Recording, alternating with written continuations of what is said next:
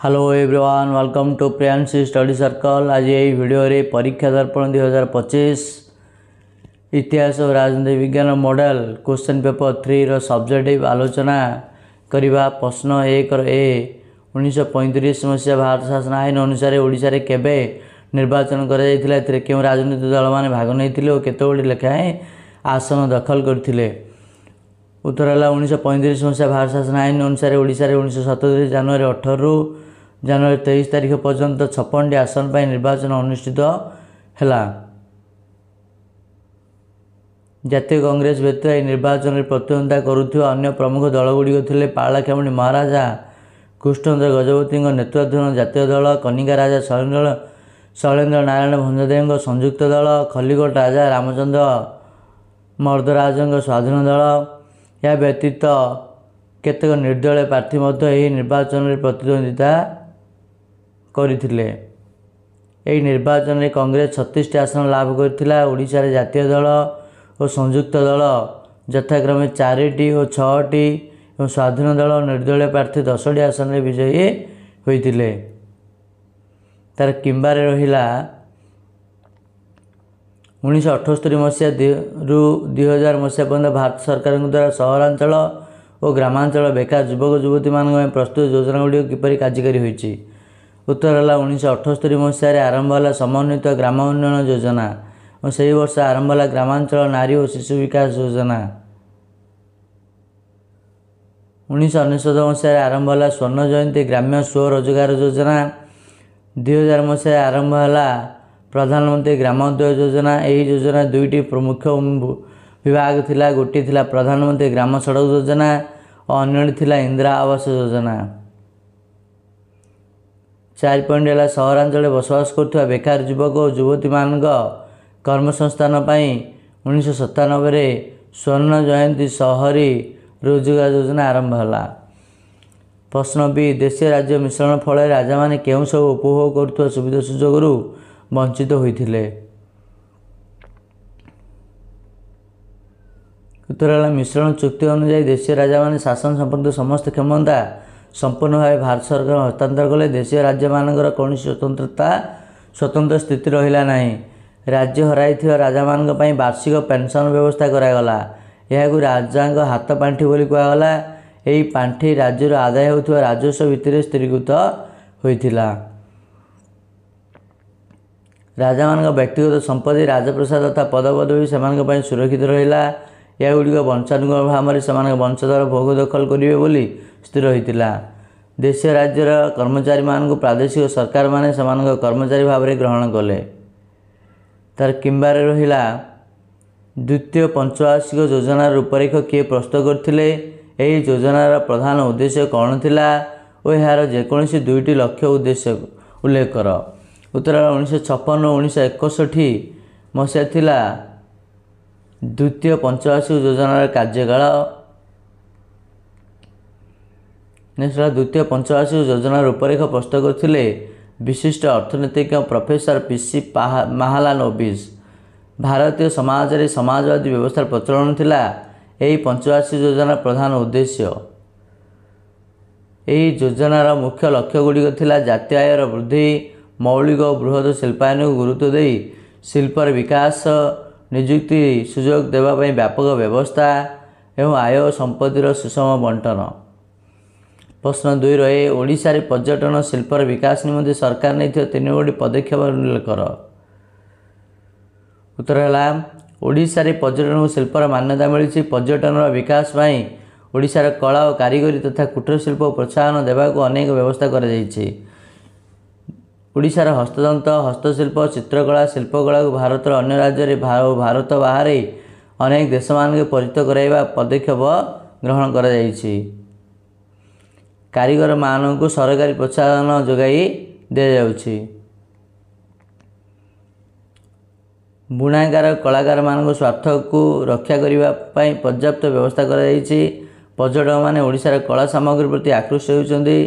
ओडिशार कारीगर प्रस्तुत सामग्री बिक्री व्यापक बाजार सृष्टि करा जाउछि। तार किंबार रहिला भित्तिभूमि कहले कौन बुझ यार निर्दिष्ट आधार गुड़ी उल्लेख कर। भित्तिभूमि एक मौलिक ढांचागत मूलदुआ। ଏହି ମୂଳଦୁଆ ଦୃଢ଼ ହେଲେ ଗୋଟିଏ ଦେଶ ବା ଜାତିର ସାମାଜିକ ସୌଷ୍ଠବ ଓ ଅର୍ଥନୈତିକ ସମୃଦ୍ଧି ସମ୍ଭବ ହୋଇଥାଏ। କେତେକ ନିର୍ଦ୍ଦିଷ୍ଟ ଆଧାରକୁ ନେଇ ଭିତ୍ତିଭୂମିର ବିକାଶ ସମ୍ଭବ ହୁଏ। ସେଗୁଡ଼ିକ ହେଲା ଜଳସେଚନ, ରାସ୍ତାଘାଟ ଉନ୍ନତିକରଣ ଓ ଗମନାଗମନ ସୁବିଧା, ପରିବହନ ପାଇଁ ସୁବିଧା ସୁଯୋଗ, ରେଳପଥର ବିକାଶ, ବିମାନ ଘାଟି ଓ ପୋତାଶ୍ରୟ ବ୍ୟବସ୍ଥା, ଯୋଗାଯୋଗ, ମାନବ ସମ୍ବଳର ବିକାଶ, ଶକ୍ତି କ୍ଷେତ୍ରର ବିକାଶ, ଅର୍ଥ ଯୋଗାଣ ବ୍ୟବସ୍ଥା, ପର୍ଯ୍ୟଟନ ପାଇଁ ଆତିଥ୍ୟ ଯୋଗାଣର ବ୍ୟବସ୍ଥା, ଉଦ୍ୟୋଗପତିମାନଙ୍କୁ ପ୍ରଶିକ୍ଷଣ, ସରକାରୀ ପ୍ରୋତ୍ସାହନ ଇତ୍ୟାଦି। ବି. ଭାରତର ପ୍ରଥମ ଯୋଗାଯୋଗ ଉପଗ୍ରହ ନାମ କ'ଣ? ଏହାକୁ କେବେ ମହାକାଶକୁ ପ୍ରେରଣ କରାଯାଇଥିଲା? ଭାରତର ପ୍ରଥମ ଯୋଗାଯୋଗ ଉପଗ୍ରହ ନାମ ହେଲା ଆପଲ୍। ଏହାକୁ 1981 ଜୁନ 19 ତାରିଖରେ ମହାକାଶକୁ ପ୍ରେରଣ କରାଯାଇଥିଲା। ତାର କିମ୍ବା ରହିଲା ଅନ୍ତୋଦୟ ଅନ୍ନ ଯୋଜନା କେବେ କାର୍ଯ୍ୟକାରୀ ହୋଇଥିଲା? ଏହି ଯୋଜନାର ଉଦ୍ଦେଶ୍ୟ କ'ଣ ଥିଲା? ଗରିବ ଲୋକମାନଙ୍କ ନିକଟରେ ଖାଦ୍ୟ ନିରାପତ୍ତା ନିଶ୍ଚିତ କରିବା ପାଇଁ ଅନ୍ତୋଦୟ ଯୋଜନା ପ୍ରଣୟନ କରାଯାଇଥିଲା। 2000 ମସିହାରେ ଏହି ଯୋଜନା ମାଧ୍ୟମରେ ପ୍ରାୟ 1 କୋଟି ଅତି ଦରିଦ୍ର ଲୋକଙ୍କୁ ଚିହ୍ନଟ କରାଗଲା ଓ ସେମାନଙ୍କୁ କିଲୋଗ୍ରାମ ପ୍ରତି 2 ଟଙ୍କା ଦରରେ ଗହମ ଓ 3 ଟଙ୍କା ଦରରେ ମାସକୁ 35 କିଲୋଗ୍ରାମ ଚାଉଳ ଯୋଗାଇ ଦେବାର ବ୍ୟବସ୍ଥା ହେଲା। ପ୍ରଶ୍ନ ସି. 1965 ମସିହା ଭାରତ ପାକିସ୍ତାନ ଯୁଦ୍ଧ ସମୟରେ ଯୁକ୍ତରାଷ୍ଟ୍ର ଆମେରିକାର ରାଷ୍ଟ୍ରପତି କିଏ ଥିଲେ? ଭାରତ ପାକିସ୍ତାନ ପ୍ରତି ତାଙ୍କର ମନୋଭାବ କ'ଣ ଥିଲା? 1965 ମସିହାରେ ଭାରତ ପାକିସ୍ତାନ ଯୁଦ୍ଧ ସମୟରେ ରିଚାର୍ଡ ନିକ୍ସନ୍ ଯୁକ୍ତରାଷ୍ଟ୍ର ଆମେରିକାର ରାଷ୍ଟ୍ରପତି ଥିଲେ। ଭାରତକୁ ଭୟଭୀତ କରିବା ପାଇଁ ସେ ବଙ୍ଗୋପସାଗରକୁ ସପ୍ତମ ନୌବହର ପଠାଇଥିଲେ ଓ ଚୀନକୁ ଭାରତ ବିରୋଧରେ ଉତ୍ସାହିତ କରିଥିଲେ। ତାର କିମ୍ବା ରହିଲା ଇନ୍ଧନ ସଂରକ୍ଷଣ ପାଇଁ ଗାଡ଼ି ଚାଳକଙ୍କୁ କେଉଁ ସବୁ ଦିଗ ପ୍ରତି ଧ୍ୟାନ ଦେବା ପାଇଁ ପରାମର୍ଶ ଦିଆଯାଇଥାଏ? ଉତ୍ତର ହେଲା ସ୍ଥିର ଗାଡ଼ିର ଇଞ୍ଜିନକୁ ଅଧିକ ସମୟ ଚାଲୁ ଅବସ୍ଥାରେ ନ ରଖିବା, ତେଲ ଟାଙ୍କି ସଫା କରିବା, ଟାୟାରକୁ ସର୍ବଦା ଅନୁମତ ପ୍ରେସରରେ ରଖିବା, ଗାଡ଼ିର ଶୀତତାପ ନିୟନ୍ତ୍ରଣ ଯନ୍ତ୍ରର ସୀମିତ ବ୍ୟବହାର, ଅନୁମୋଦିତ ବେଗରେ ଗାଡ଼ି ଚଳାଇବା, ଇନ୍ଧନ ସମ୍ବନ୍ଧୀୟ ଯନ୍ତ୍ରପାତିର ନିୟମିତ ଯାଞ୍ଚ କରିବା ଆଦି ଇନ୍ଧନ ସଂରକ୍ଷଣ ସାହାଯ୍ୟ କରିଥାଏ। ପ୍ରଶ୍ନ 3 କିଏ ଓ କେଉଁ ସମ୍ବାଦପତ୍ରରେ ସତ୍ୟ ହେଲେ ସାଂଘାତିକ ସ୍ତମ୍ଭରେ ସରକାରୀ ବିରୋଧୀ ଲେଖା ନିମନ୍ତେ 1 ମାସ ଜେଲ୍ ଦଣ୍ଡ ଭୋଗିବାକୁ ପଡ଼ିଥିଲା? କିଏ? ନା ଗୋପବନ୍ଧୁ ଦାସ। କେଉଁ ସମ୍ବାଦ? ନା ସମାଜ ସମ୍ବାଦପତ୍ରରେ। କେବେ ଓ କେଉଁ ଅଞ୍ଚଳର ଲୋକମାନେ କାଇପଡ଼ା ଡାକଘରେ ନିଆଁ ଲଗାଇଥିଲେ? ନା ଉତ୍ତର ହେଲା 1942 ଅଗଷ୍ଟ 17ରେ ବରୀ ଅଞ୍ଚଳର ଲୋକମାନେ। ପ୍ରଶ୍ନ ବି. ଓଡ଼ିଆମାନଙ୍କ ମଧ୍ୟରେ ରାଜନୈତିକ ସଚେତନତା ଜାଗ୍ରତ କରିବା ପାଇଁ କେଉଁ ଭୋଟଲାଟ୍ କେବେ ସ୍ୱାୟତ୍ତ ଶାସନ ବ୍ୟବସ୍ଥା ପ୍ରଚଳନ କରୁଥିଲେ? ନା ଲର୍ଡ଼ ରିପନ୍ 1882 ମସିହାରେ ଥିଲେ ନା ସ୍ୱାୟତ୍ତ ଶାସନ ବ୍ୟବସ୍ଥା ପ୍ରଚଳନ କରାଇଥିଲେ। ତାର କିମ୍ବା ରହିଲା ଅମୃତବଜାର ପତ୍ରିକା ଭାରତର କେଉଁ ସ୍ଥାନରେ ପ୍ରକାଶିତ ହୋଇଥିଲା? ଏହା ସମ୍ପାଦନା ଦାୟିତ୍ୱରେ କିଏ ଥିଲେ? ଅମୃତବଜାର ପତ୍ରିକା କୋଲକାତାରେ ପ୍ରକାଶିତ ହୋଇଥିଲା। ଏହା ସମ୍ପାଦନା ଦାୟିତ୍ୱ ଥିଲେ ମୋତିଲାଲ ଘୋଷ।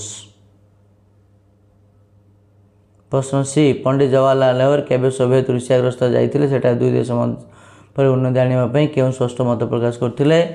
ନା 1955 ମସିହା ଜୁନ ମାସରେ ଆମର ପ୍ରଧାନମନ୍ତ୍ରୀ ନେହେରୁ ସୋଭିଏତ ରୁଷରେ ଯାଇ ଶାନ୍ତିପୂର୍ଣ୍ଣ ସହାବସ୍ଥାନ ନୀତି ପ୍ରସାର କରାଇଥିଲେ। ତାର କିମ୍ବା ରହିଲା ସଂଶୋଧିତ ମୋଟରଯାନ ଆକ୍ଟ 2019ରେ କେଉଁ ଦୁଇଟି କାର୍ଯ୍ୟକୁ ଅଧିକ ଗୁରୁତ୍ୱ ଦିଆଯାଇଥିଲା? ନା କ୍ଷତିପୂରଣ ଏବଂ ଜୋରିମାନା ଉପରେ ଅଧିକ ଗୁରୁତ୍ୱ ଦିଆଯାଇଥିଲା। ପ୍ରଶ୍ନ ଡି. ମିଖାଇଲ ଗୋର୍ବାଚୋଭ କିଏ? ସେ ଭାରତକୁ କେଉଁ ଦୁଇଟି କ୍ଷେତ୍ରରେ ସାହାଯ୍ୟ କରିବା ପାଇଁ ଅଙ୍ଗୀକାରବଦ୍ଧ ହୋଇଥିଲେ? ମିଖାଇଲ ଗୋର୍ବାଚୋଭ ରୁଷିଆର କମ୍ୟୁନିଷ୍ଟ ଦଳର ସାଧାରଣ ସମ୍ପାଦକ ଥିଲେ। ସେ ଭାରତକୁ ଅର୍ଥନୈତିକ ଓ ବୈଷୟିକ କ୍ଷେତ୍ରରେ ସାହାଯ୍ୟ କରିବା ପାଇଁ ଅଙ୍ଗୀକାରବଦ୍ଧ ଥିଲେ। କିମ୍ବା ଓଡ଼ିଶା ରାଜ୍ୟ ସରକାରଙ୍କ କେଉଁ ସ୍କିମ୍ ତରଫରୁ ହିଟ୍ ଆଣ୍ଡ ରନ୍ ମୋଟରଯାନ ଦୁର୍ଘଟଣାରେ ମୃତ ଓ ଆହତ ବ୍ୟକ୍ତିଙ୍କୁ କେତେ ଟଙ୍କା ଦେବାର ବ୍ୟବସ୍ଥା କରାଯାଇଛି? ନା ଉତ୍ତର ହେଲା ଓଡ଼ିଶା ରାଜ୍ୟ ସରକାରଙ୍କ ସୋଲାସିୟମ ଫଣ୍ଡ ସ୍କିମ୍ ହିଟ୍ ଏବଂ ରନ୍ ମୋଟରଯାନ ଦୁର୍ଘଟଣାରେ ମୃତ ବ୍ୟକ୍ତିଙ୍କୁ 2 ଲକ୍ଷ ଟଙ୍କା ଏବଂ ଗୁରୁତର ଆହତ ହୋଇଥିବା ବ୍ୟକ୍ତିଙ୍କୁ 50,000 ଟଙ୍କା ସହାୟତା ଦେବାର ବ୍ୟବସ୍ଥା ହୋଇଛି।